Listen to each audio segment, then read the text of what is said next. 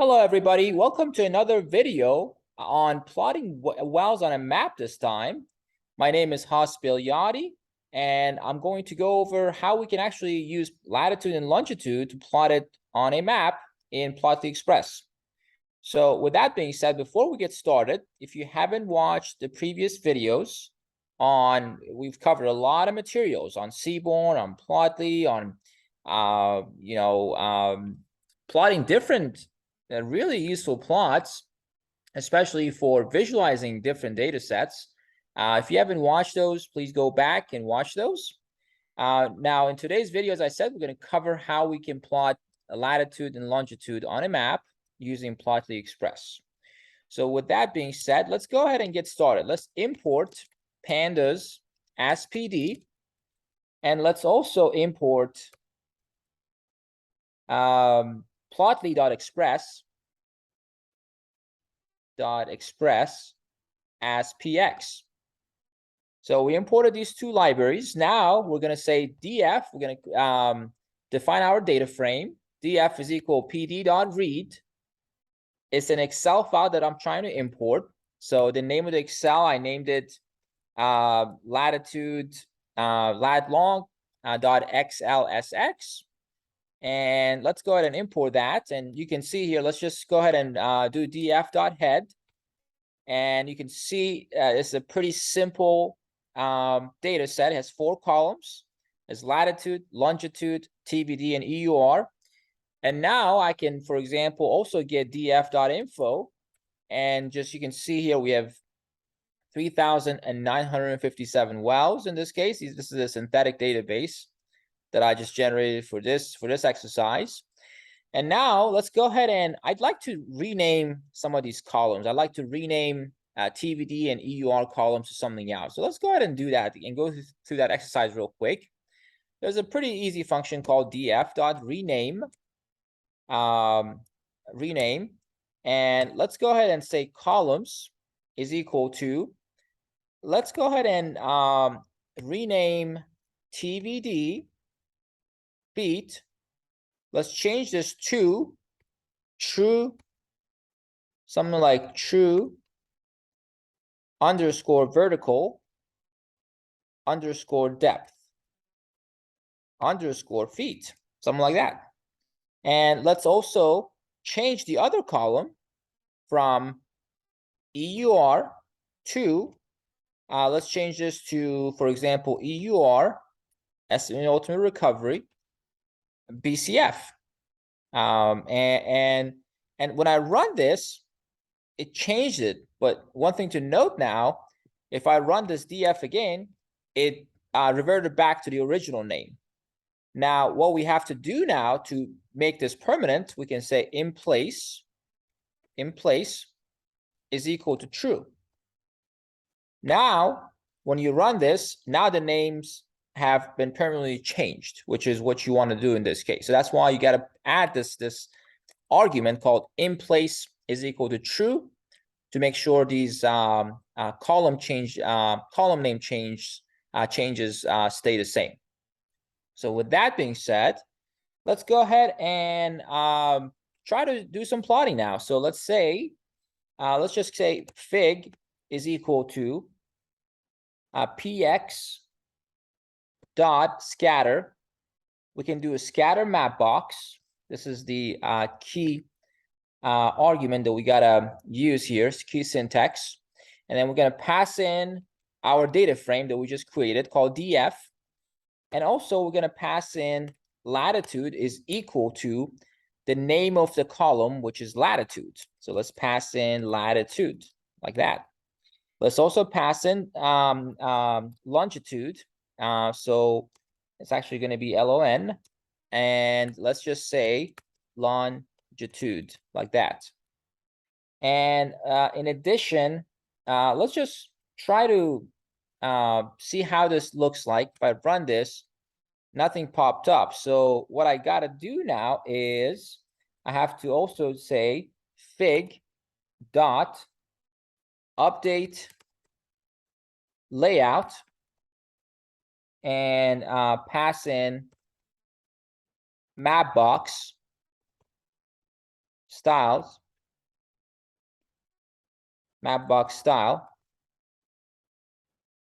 equals to, let's say, open street map. Something like that. And let's close that. Now, if I run this, here we go. Now you can see all this, like all these wells.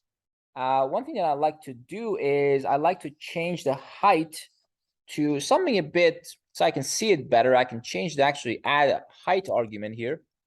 Height is equal to, for example, 800. Now you can see it made the height a bit larger. Now the beauty of this of Plotly is that you can hover over data and it shows you latitude and longitude. And also one more thing you can do is you can, for example, download this plot as PNG. You can zoom in and zoom out. There are a lot of dynamic functionalities that these maps have that you can use. So it's very, very easy to use. And let's also add in, let's just say you want to also know, add in some hover data. If you actually do Shift Tab inside of this argument, you can see all the arguments that you can pass in this scatter map box. And you can play around with these. Let's just, for example, add in the hover data. And also this is pretty, you can go through this and read through exactly what each argument means and what it does. It gives you a lot of perspective on customizing the plot that you need. I'd like to also see these. I'd like to see the TBD and EURs on these maps. So let's go ahead and add hover data. So I'm going to copy and paste this, comma, hover data is equal to, let's add in, for example, the true vertical depth, true vertical depth. And if I do this, actually, let's put this inside of a bracket like that. So you can see here, you can see the true vertical depth in each of these wells. You can also pass in, for example, in addition to true vertical depth, we can also pass in EUR in BCF. Here we go. Now you can hover over the data and it also shows you the EUR for each of these wells. Okay, so it's very dynamic and it's very powerful. One more thing that you can do is, let's go ahead and copy and paste this down below. And let's also add in color, for example. Let's say you want to color it by, I'm going to add a comma, enter. I'm going to color it by, I like to color, for example, by true vertical depth, like that. Let's see how this looks.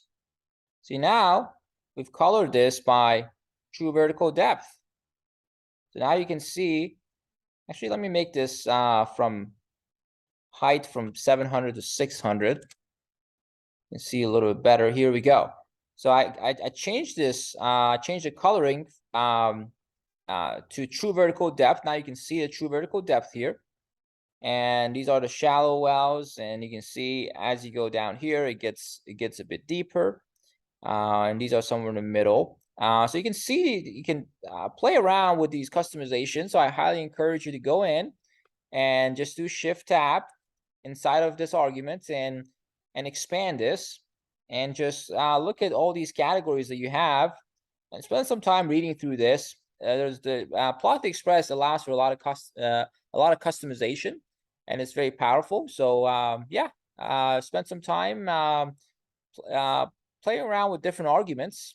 And this is basically a simple way, just one line of code to basically create this scatter map box and show the location of these wells on a map inside of Jupyter Notebook. Hope this was helpful. If this video was helpful, please like and subscribe. And we'll see you guys in the next video.